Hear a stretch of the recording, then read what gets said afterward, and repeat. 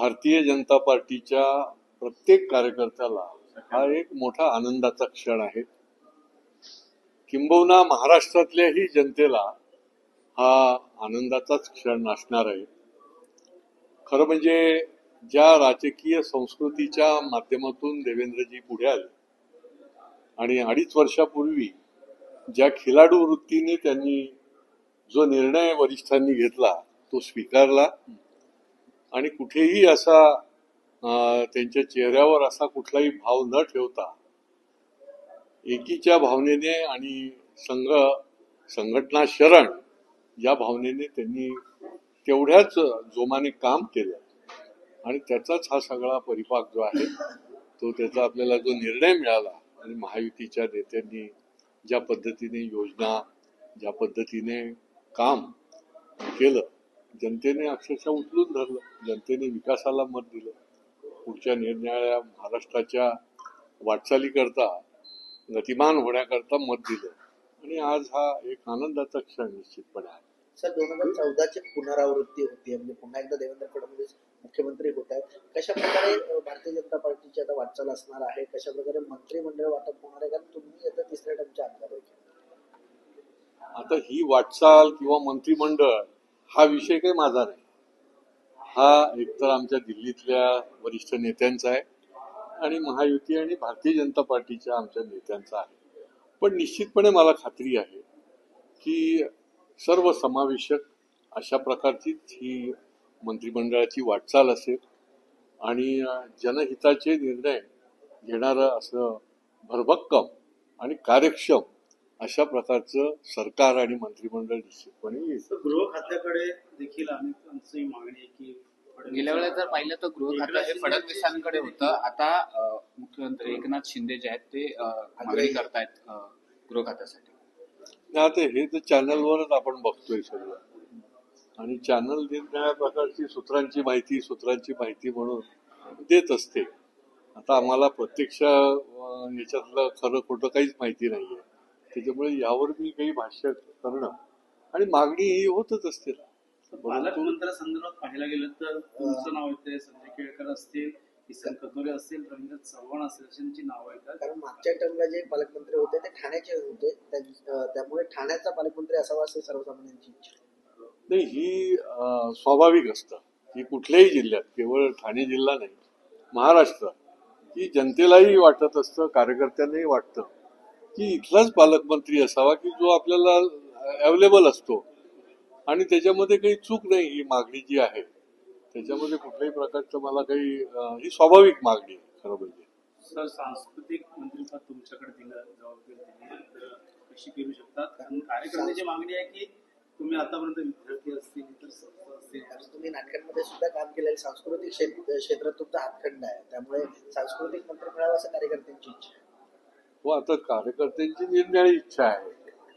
जे जबाबदारी मला दिली जाईल, मी तर आपल्याला पहिल्यापासून सांगितलेलं आहे की पक्ष म्हणून आमचे वरिष्ठ जे काम देतील, जी जबाबदारी देतील ती आपण घेऊन ती समर्थपणे ती पेलायची, काम करायची, जनसामान्यांच्या करता ती निभावायची, अशा प्रकारची आमची मानसिकता असलेली आम्ही लोक.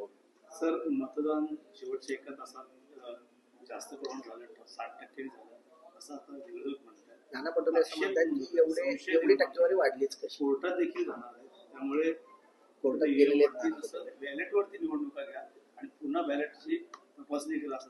खरं म्हणजे सुप्रीम कोर्टाने सांगितल्यानंतर ही मंडळी अजून तरी देखील त्या याच्यामध्येच आहेत की मतमोजणी आणि याच्यामध्ये, परंतु त्यांना दुसरा काही विषय नाही.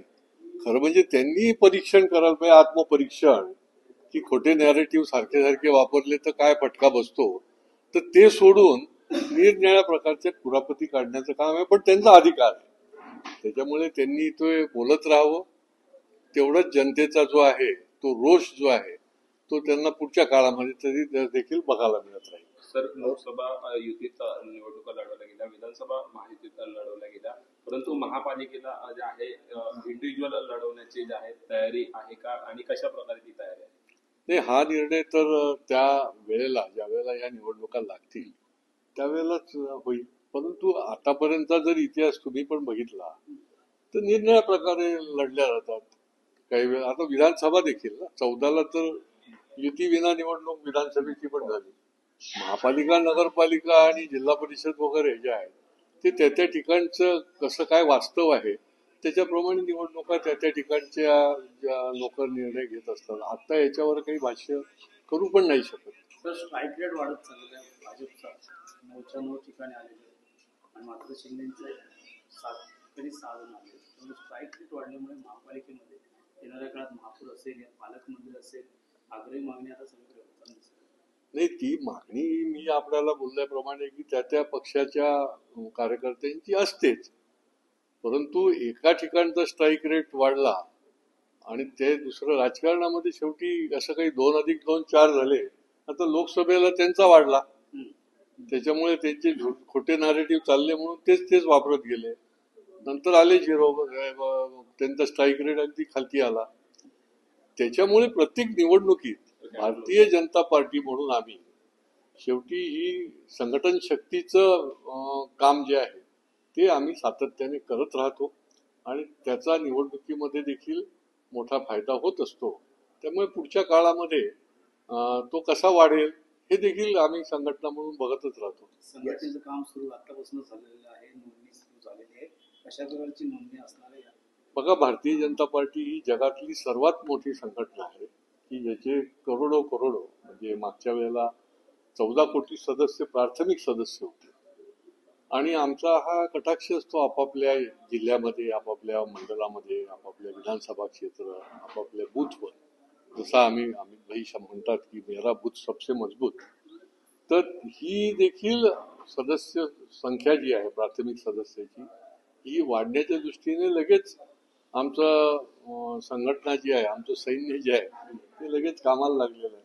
आणि निश्चितपणे मागचा आकडा जो आहे, आता ठाणे जिल्ह्यामध्ये आम्ही, ठाणे शहर जिल्ह्यामध्ये आम्ही हा आकडा जो आहे तो 2 लाखाच्या वर प्राथमिक सदस्य निश्चितपणे आम्ही करू. अशा प्रकारची रचना जी आहे ती कार्यकर्त्यांची सुरू आहे.